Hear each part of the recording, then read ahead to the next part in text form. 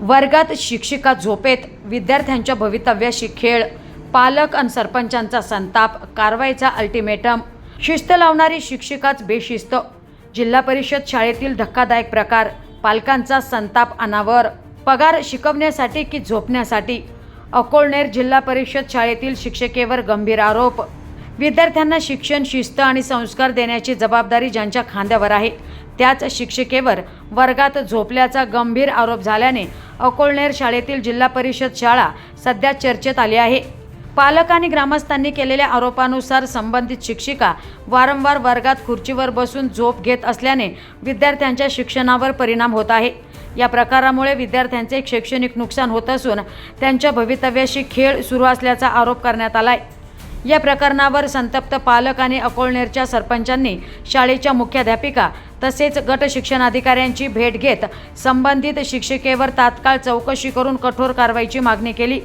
यावेळी गट शिक्षणाधिकाऱ्यांनी संपूर्ण प्रकरणाची चौकशी करून नियमानुसार योग्य ती कारवाई करण्यात येईल असे आश्वासन दिले. मात्र या आश्वासनावर पालक समाधानी नसून सोमवारपर्यंत ठोस कारवाई झाली नाही तर शाळेचे प्रवेशद्वार बंद करून शिक्षकांना शाळेत प्रवेश करू देणार नाही, तसेच विद्यार्थ्यांनाही शाळेत पाठवणार नसल्याचा इशारा सरपंच आणि पालकांनी दिलाय.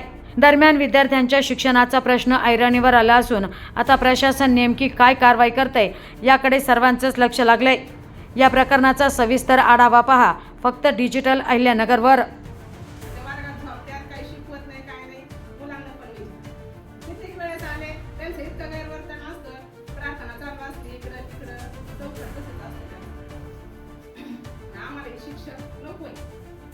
शिवेगाळ पण जास्त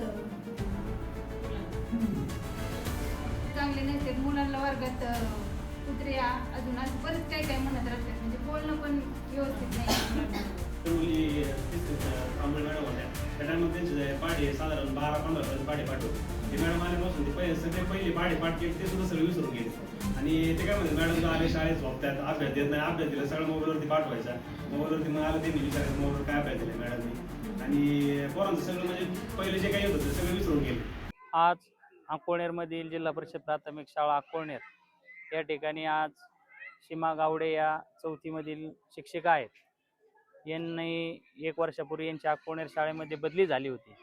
बदली झाल्यानंतरून त्या मॅडमचं जे मागील जे कार्यकाळ आहे तो एकदम म्हणजे सांगण्यासारखा नाही आहे की ज्या शाळेमध्ये त्या गेल्यानंतरून जे 30-30 विद्यार्थी होते आणि ह्या मॅडम गेल्यानंतरून त्या वर्गाचा शिक्षक आल्यामुळं फक्त 1 विद्यार्थी राहिला. पालकांनी सगळे विद्यार्थी काढून सारोळ्यातील सुभाषवाडी शाळा आहे त्या ठिकाणची परिस्थिती. त्यानंतर त्या अकोळनेरमध्ये आल्या.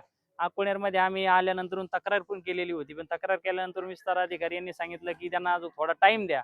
त्यावेळेचे शिक्षण अधिकारी सुद्धा म्हणले की त्यांचा कार्यकाळ बघा कशा आहे, शिकवतात काय. ते होऊन आज 1 वर्ष झालं तरी त्यांच्यात काही बदल नाही. विद्यार्थ्यांमध्ये शैक्षणिक म्हणजे काहीच म्हणजे वाट सुद्धा नाही.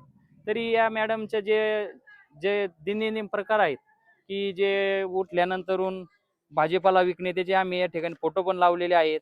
त्याचबरोबर वर्गामध्ये झोपतात, बसण्याची पद्धत, त्याचबरोबर शाळेमध्ये परिपाठ जर चालू असेल तर मुलांकडे पाठ करून बसणे, अशा सगळ्या गोष्टी या ठिकाणी आम्ही निवेदनात दिलेल्या आहेत. या ठिकाणी आत्ताच विस्तार अधिकारी साठे मॅडम या ठिकाणी आलेले आहेत. त्याचबरोबर गट शिक्षण अधिकारी ज्या कुलते मॅडम आहेत त्या राहुरीला ट्रेनिंगला असल्यामुळे त्या येऊ शकले नाही, पण त्यांनी आम्हाला आश्वासन दिलेलं आहे की आम्ही याबाबत दखल घेऊन.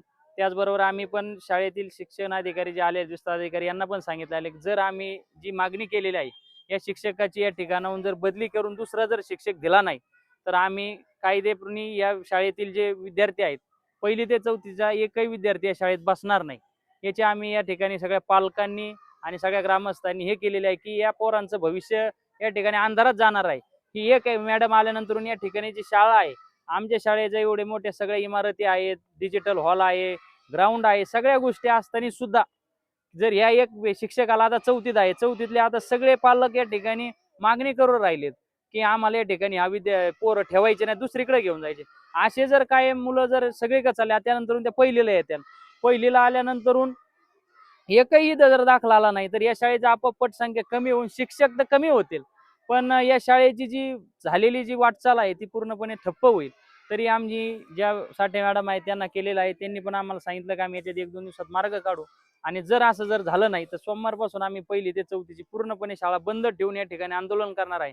जोपर्यंत या मॅडमची या ठिकाणाहून बदली होणार नाही किंवा या ठिकाणून या मॅडम दुसरीकडे कुठे त्यांना सजा देतील त्या ठिकाणी जाणार नाहीत, तोपर्यंत आम्ही हा जो लढा आहे तो आमचा चालूच राहणार आहे. या ठिकाणी एवढं बोलतो. जय हिंद, जय महाराष्ट्र.